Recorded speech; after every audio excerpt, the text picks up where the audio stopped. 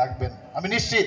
রাজ্যপাল হয়েছে এখানে তেলেঙ্গানার থেকে, আমাদের ত্রিপুরা রাজ্যের রাজ্যপাল হয়েছে, আর ত্রিপুরার থেকে ছোট রাজ্যের থেকে তেলেঙ্গানায় রাজ্যপাল হয়েছে। ভাবা যায় কোনোদিন এরকম একটা ঘটনা?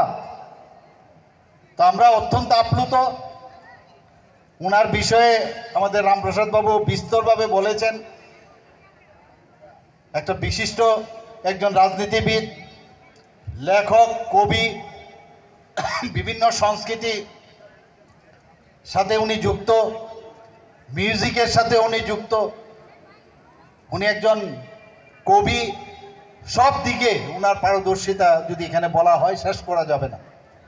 এবং একজন ভালো মানুষ, একদম ভালো মানুষ একজন আমরা পেয়েছি ওনাকে। সব সময় আমরা দেখি, যখনই আমরা হাসি মুখে কথা বলে, ছোটবেলার থেকে আমরা দেখে এসেছি, এখন পর্যন্ত তাই আমরা দেখছি। এবং আমি নিশ্চিত যে ত্রিপুরার জন্য উনি যে কাজ করে গেছেন,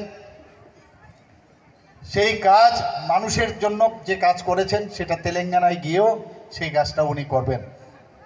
আমি আশা করি যে ত্রিপুরার যে সম্মান মাননীয় প্রধানমন্ত্রী এবং আমাদের